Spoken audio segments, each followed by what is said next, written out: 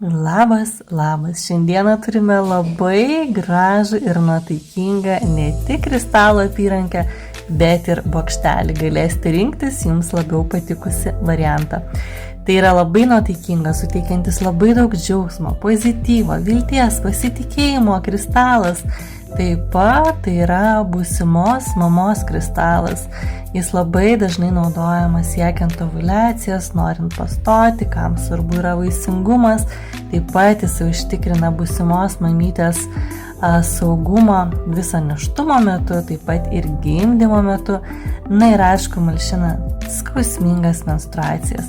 Tai yra Unakitas, kuris reiškia ir pusiausvyrą, ir gerovę, ir sveikatą, ir nėštumą, ir atleidimą.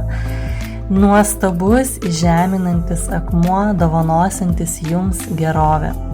Labai švelnios, bet stiprios energijos. Apsaugos jūs nuo streso. Nuramins jūsų įsišėlusius nervus. Pasirūpins jūsų sveikata, jūsų bendravimo problemomis, taip pat padės išgryninti prioritetus jūsų gyvenimo, padės išspręsti ir finansinės problemas. Taip pat rekomenduoju nešioti sveikstant po ligos. Tie, kurie nori įsileisti daugiau meilės, džiaugsmo į savo gyvenimą, taip pat tie, kas turi priklausomybių, galbūt nemigą, galbūt net depresiją.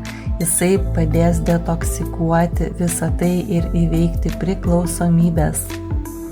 Kadangi jisai turi labai stiprų ryšį su žeme, jisai pasirūpins nuolatinį energijos tiekimu jums, jūsų kūną, jūsų sveikatai, jūsų atgimimui, dovanos įvairiapusę gerovę, pastiprins jūsų sveikatą, taip pat, kadangi jisai labai atpalaiduoja, tai vadinasi ir užkerta kelią ir padeda susidoroti, susitvarkyti su pykčiu, su negatyvu.